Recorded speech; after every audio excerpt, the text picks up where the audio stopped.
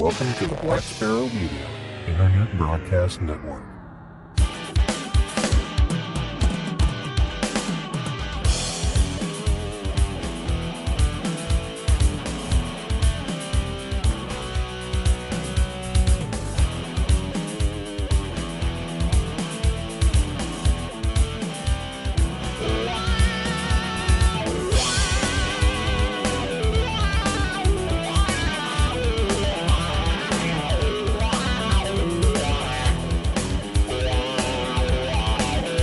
You are listening to Linux in the Ham Shack. LHS is a podcast about Linux, open source, and amateur radio, for everyone. Now here are your hosts, Cheryl, W5MOO, Russ, K5TUX, and Bill, NE4RD. Well, hello everybody and welcome. You have tuned into episode number 556 of the most terrific amateur radio podcast on the internet. This is Linux in the Ham Shack, and you have joined us for our short topics episode this time around. We're glad you're here, and we're going to cover some amateur radio, some open source, and some crossover topics that touch a little bit on both. But before we do that, we need to introduce ourselves. For the on assignment, Cheryl, W5MOO. I'm Russ, K5TUX. And I'm Bill, NE4RD. Oh, you're eating your mic already. Oh, sorry. Didn't mean to do that. It was just fine a few seconds ago. No, it's fine when you just not like, I am Bill, I will speak now. Yes. I am Bill, hear me roar. I'm trying to overpower the crickets and everything else in the background here. So, that's all right. It adds a sort of nice ambiance. As we dive into our first amateur radio topic, which is September being National Preparedness Month, in coordination with our partners at the Federal Emergency Management Agency, FEMA, and we, by the way, is ARRL. The ARRL Amateur Radio Emergency Service, ARES, is producing a series of weekly articles to help radio amateurs and their families stay safe. For a ham or any other public safety responder, whether paid or volunteer, it is not uncommon to be called out to provide assistance during disasters. We often do not know when we will be called or what exactly the call will involve. We also do not know how long we may be deployed.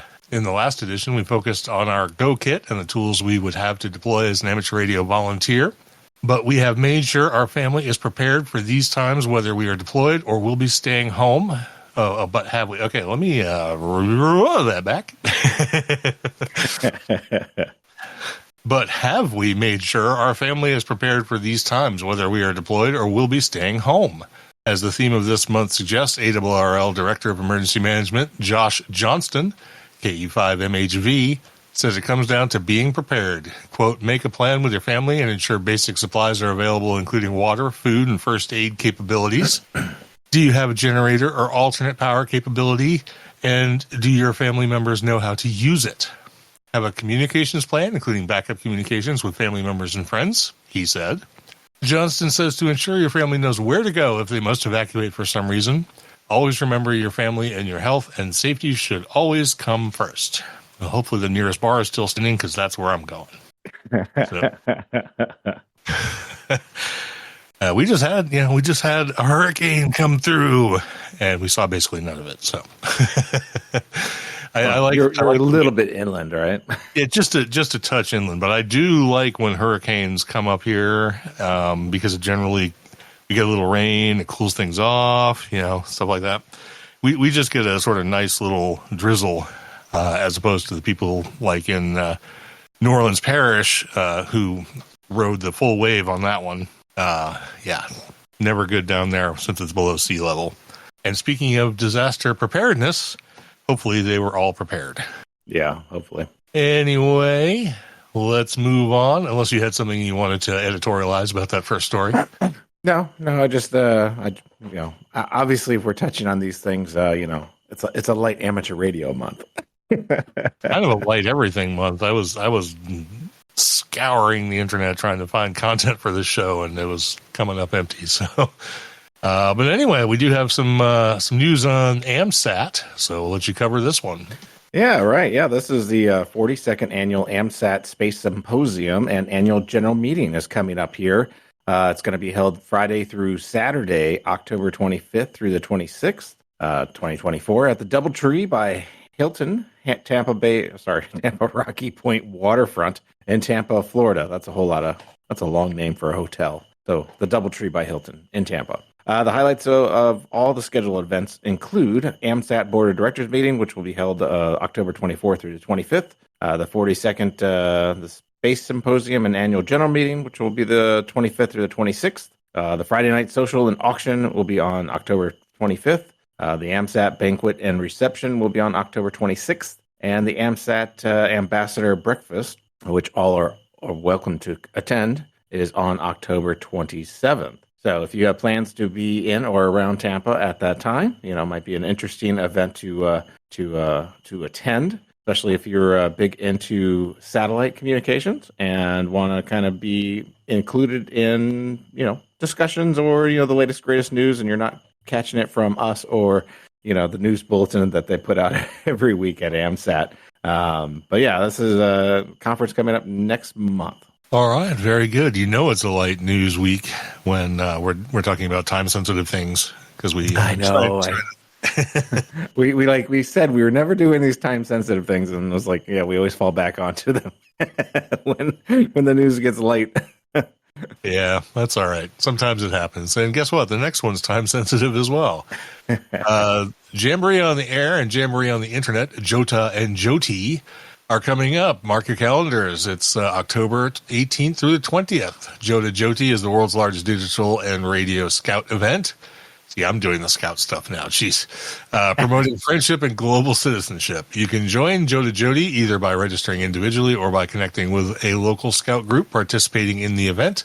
Register your group activity on jotajoti.info. Link, of course, in the show notes. And get your JID.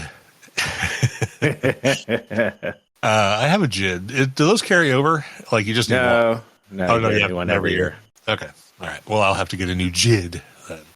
Post your. Oh, you know what? Well, it's 18th through the 20th, so yeah, that should be good. Post your photos and videos on social media. Tag at Jota_Joti and use hashtag JotaJoti to get featured.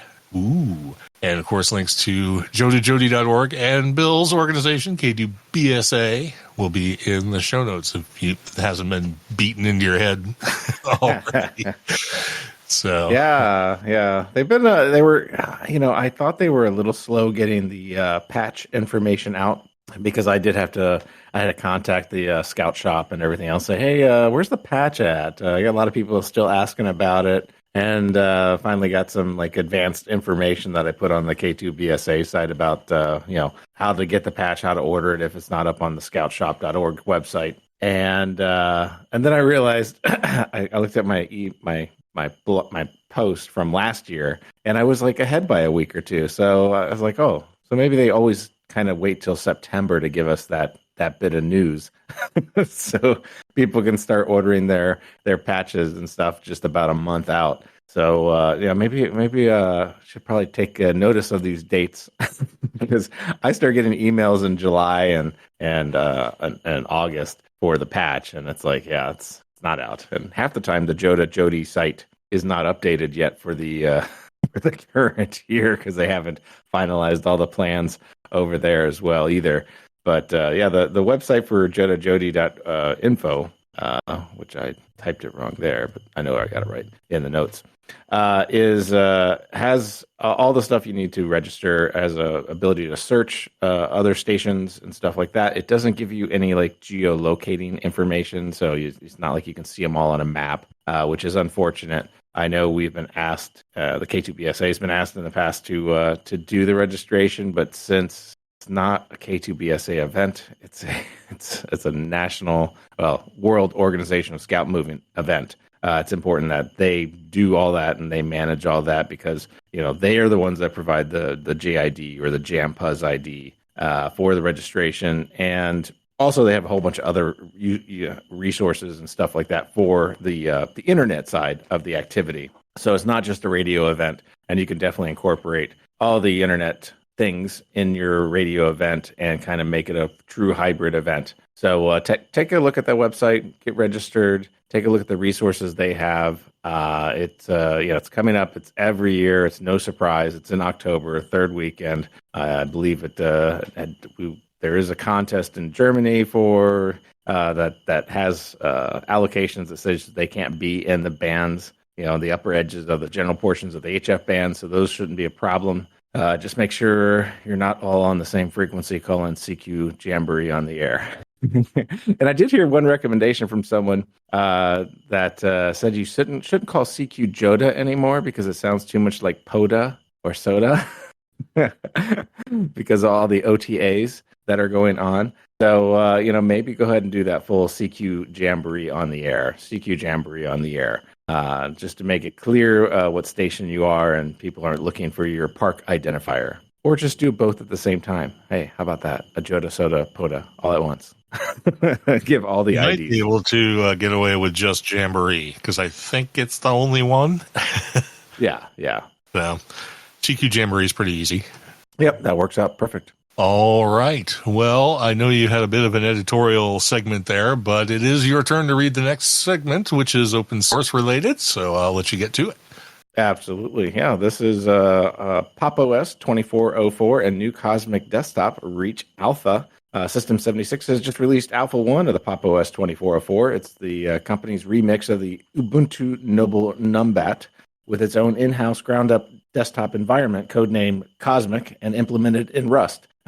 Sorry. The result is a new and incomplete, incomplete, right? The result is a new and incomplete desktop running on top of a fairly stable and mature OS. Some parts are still missing, and we saw some occasional, we meaning the people at the register, we saw some occasional but repeatable app crashes, but it's usable if you are patient. As you might expect from a company which shipped a GNOME-based desktop for 6 years or so, the new Cosmic is strongly reminiscent of GNOME, a little like Elementary OS's Pantheon desktop. It has mostly empty top panel and dock-like launcher at the bottom center, neither based on GNOME code. The result resembles GNOME Shell from a few years ago. But yeah, it's looking good and it's looking promising, and their move to Rust and everything else for the Cosmic desktop is pretty cool. So it's going to be performant. We'll just have to wait and see what it's going to be like. So it's in alpha now, so this is a good time to start kind of just testing it and seeing if it's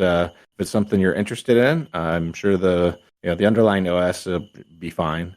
It is Ubuntu 2404. So should be plenty stable and whatnot for that, but do expect some occasional crashing with the windowing stuff. All right, very good. One of the stories I read today was about the Cosmic Editor, which is part of PopOS's suite of tools, and it was in an article from ZDNet, I think, where they said it was one of the better non-Vi, non-Emacs editors out there. So maybe we need to do a deep dive on editors at some point. We can do editors that do not include VI or Emacs. Right. Exactly. That way we stay in the other clouds of hate of like Zed and VS Code and Sublime. Sublime is proprietary, is it not? Maybe. I don't know. I can't remember. I think it is. But anyway, we may not talk about that one. That's okay. But speaking of weird and unstable distributions, Haiku is still around, and a new release is keeping the BeOS dream alive. Haiku is a free and open source operating system based on the technical and design foundations of the now defunct BeOS project. BeOS.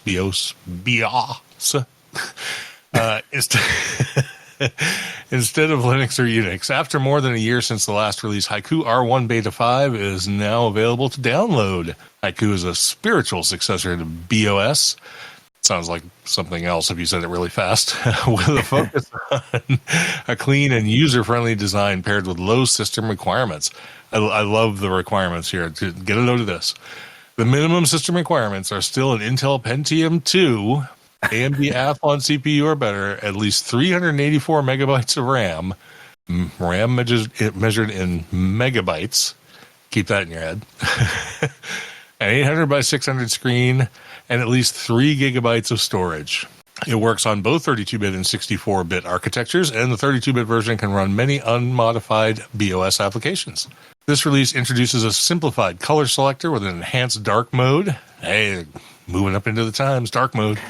updates to the Power Status desktop applet, and a few improvements for the Tracker file manager.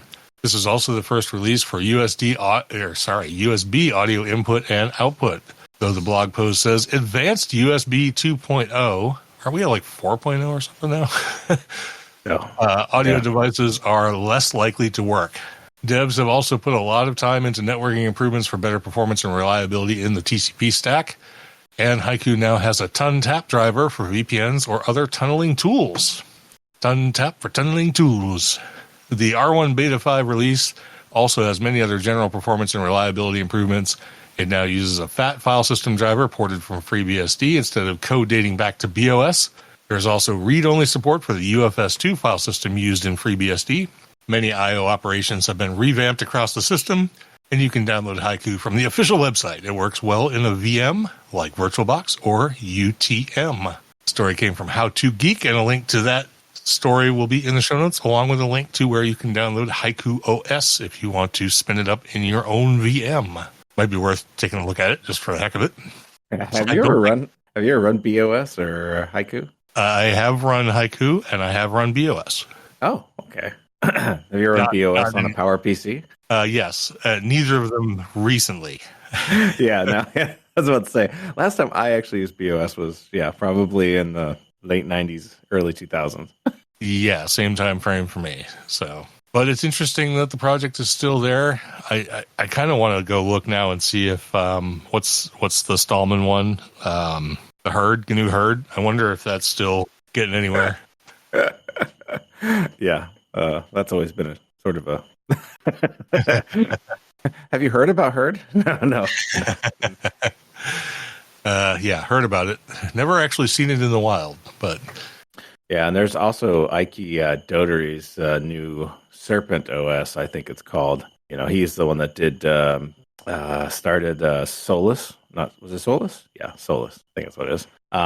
And so he's doing a new one too, or he switched from Solus and started doing Serpent, and he disappeared for a while. But I see there's some activity now on Serpent, so yeah, we might have some new, different OSs to try out here in a short while, maybe after our little summer break coming up. Yeah, exactly. I don't even have to test Haiku to tell you what its LHS readiness score is. So we know that one's going to be pretty low. Yeah. All right. Well, unfortunately, this next one has a lot of words, but I did cut it way down from the original. So hopefully it reads okay, and maybe you can do some impromptu cutting as you read. But okay. We'll give it a try. All right. 6 new features in Gnome 47, making it a worthy upgrade. Gnome is a minimal take on the desktop that offers maximum efficiency. Although it might look a bit different to others, it serves the same purpose and can be customized to suit how you work. The new version of Gnome will be released soon, and although it doesn't offer any game-changing features, the desktop does enough improvements to make it a worthy upgrade. That is, unless all of your extensions break because of the upgrade.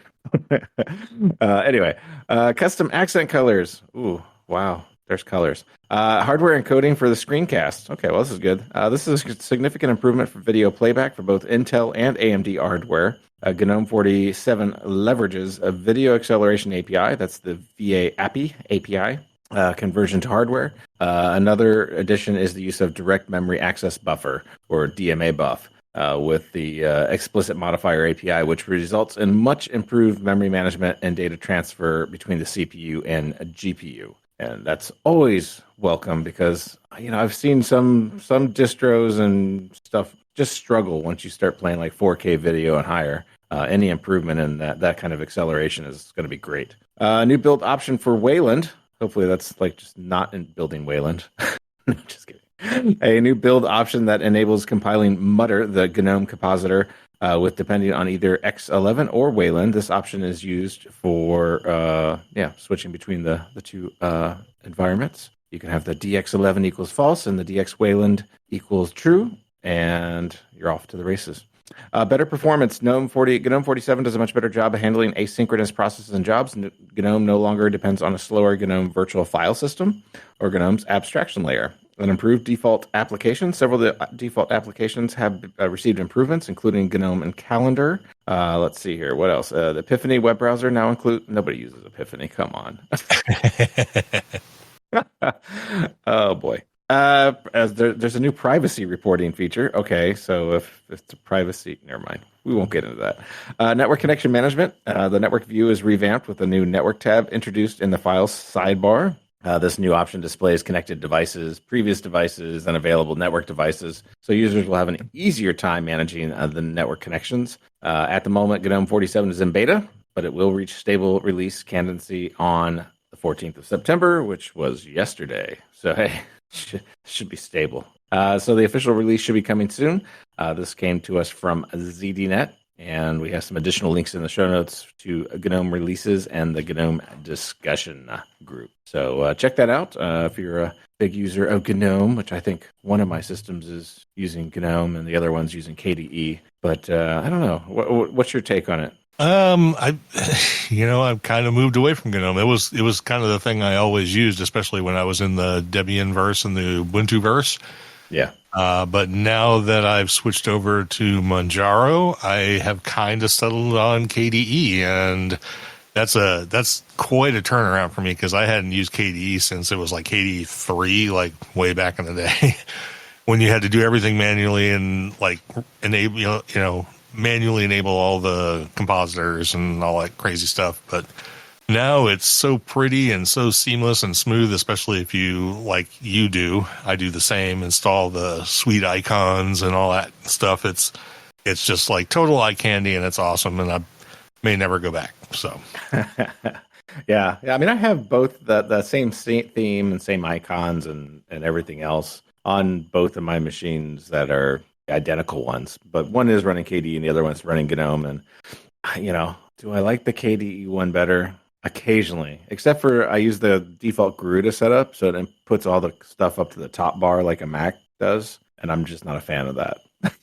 Yeah, so you don't have any of that on Manjaro because it keeps everything in the dock. So, yeah, I haven't quite got to customizing it beyond what the out of the box thing is for at least the setup that the Garuda Dragon, Dragon something Linux. What do they call it? Dragon OS. No, Dragon. The Dragonized version? Dragonized version, yeah. That's I can think of the iced. Yeah, the Dragonized version. Yeah, I'm suffering from heat out here. We're almost done. I know. I'm sweating to death and I'm dying. Florida, you're cursed. Don't you have a nice, tall, cold IPA next to you or something? It's a Miller Lite. It's not that exciting.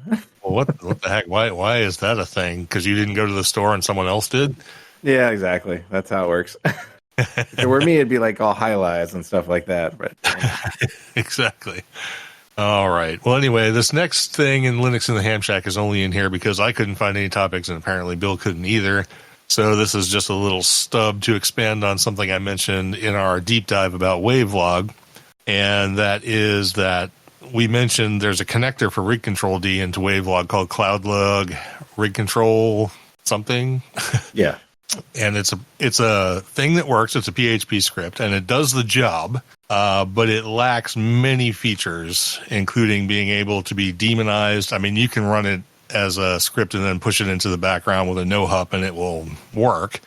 But you have to have separate instances running of it with different config files if you want multiple radios. There's no way to kind of init script it or put it into a system D module or anything like that. It doesn't actually work properly because, as I mentioned in the last episode, if you're operating on VFOB, it doesn't handle that properly. At least on my rig, some might be fine. And I think there's just a lot of stuff missing. So the fact that I just said I feel like there's a lot of stuff missing will give you a tip off to the fact that I am rewriting it. Oh, awesome. I've actually started rewriting it. I've got the basic daemon code already built. I've got it set up with signal handlers.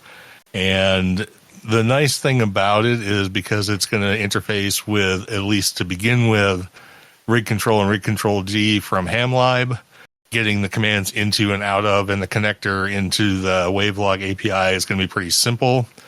So there really shouldn't be all that much development involved. But like I said, eventually it'll be something where you'll just be able to get it from a Git repo, or hopefully eventually from an AUR, or another distributions software center or whatever.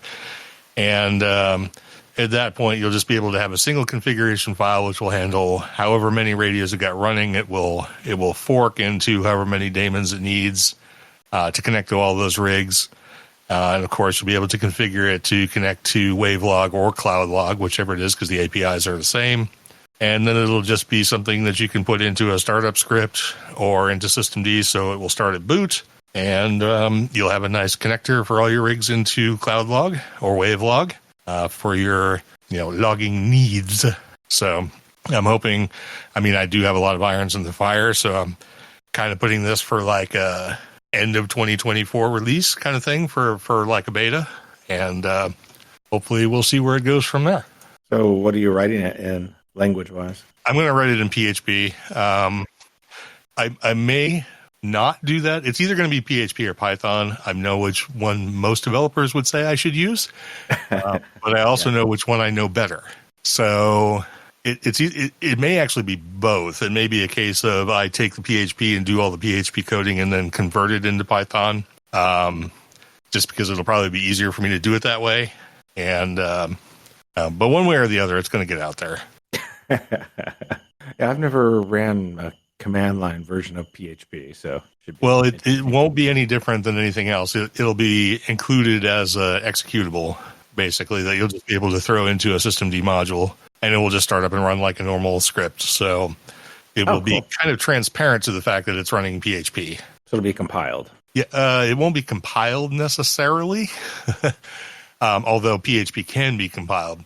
I'm going to worry about that after I get it working. Oh, okay, cool. So there's that. And of course, it will be up on GitHub. It'll be released under GPL v2 or 3 or 2 plus or something. I don't know. I'll figure out whatever the license is, but it will be open source, will be copyleft, and it will be freely available for anybody who wants to use it. So there you go. Awesome. And finally, we have one announcement, and that announcement we kind of alluded to earlier in the show is that there will be a break in episodes after the next one. So episode 558, which will be a deep dive, is going to be delayed until October 13th, because after next weekend, Cheryl and I will be traveling for 2 consecutive weekends.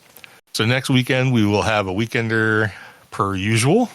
Then there will be a 2-week break, and then we'll come back with a deep dive. So just wanted to let everybody know that, so they're not expecting a show on September 29th and October 6th, because there will not be one. So enjoy those 2 weeks, and we'll talk to you all after that. Yeah. So with that, I guess the list of subscribers, supporters, and live participants is not very big. So I guess I'll just hit it here real hard. For subscribers, don't laugh at me. For subscribers and Patreons, we have Fabian, HP9HIL. Does that call sign sound familiar at all to you? Yeah, I think he just talked to us and thanked us for doing a show on Wavelog. Yes, he is one of the primary developers of Wavelog, and he signed up and is now one of our Patreon supporters. Or not Patreon, awesome. Sorry, PayPal supporters. But yeah, thanks, Fabian. We really appreciate your patronage, and hopefully my connector for rig control will do right by Wavelog. So we had no one join us on Facebook. HB9HIL. Fabian joined us on Twitter as well. No one on Instagram. On Mastodon, we had DX Joan. No one on YouTube, and on Discord, we had MCX Adventure, Zastles, and Mini Cowman. No one joined us on the mailing list, and we only had one person join us in the live chat, and he's probably like thinking, wait, the show's already over? But that's Don KB2YSI, because as it happens, we started on time. Shocker of shockers. So sorry, Don, that you got here like 5 minutes before we were done. But you can, of course, hear the rest of the episode when it gets released. So I guess we're going to go ahead and wrap it up, unless you got any closing comments. No. I think we're good. I just saw a bunch of stuff just get pasted in here, though. Yep, and we're gonna read this like it happened before I read the outro. So, Okay. Cheryl meant to do this last time, and she just threw it in here. So hopefully this will make some kind of sense with what's pasted in here. So as a last second addition to our announcements and feedback, we do have an announcement that came from Cheryl here. She just pasted it in the Etherpad.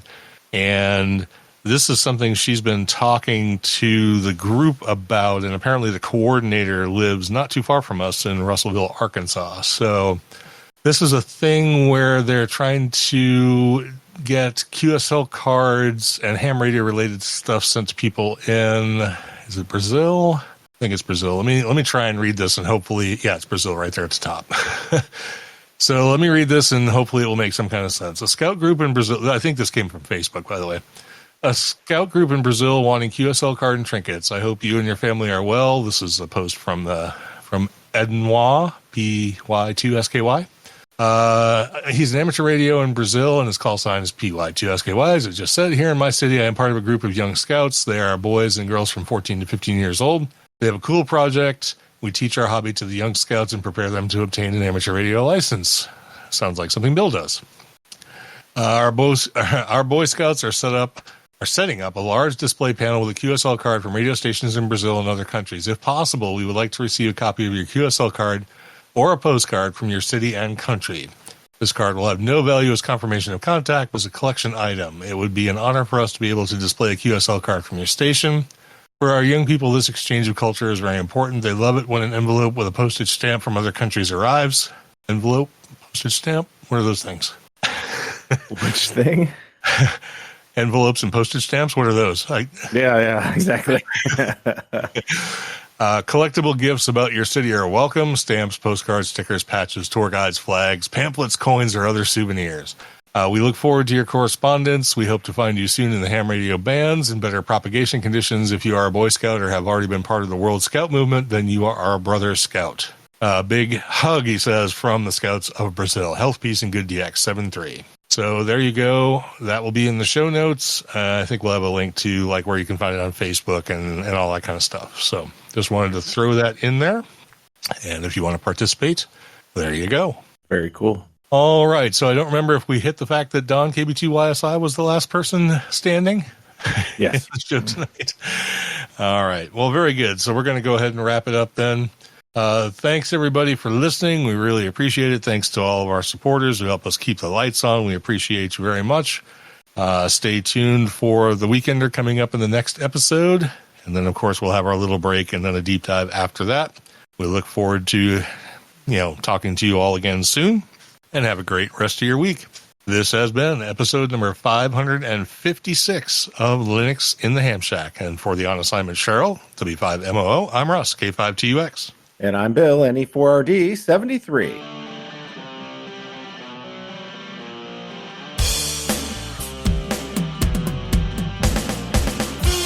Thank you for listening to this episode of Linux in the Ham Shack.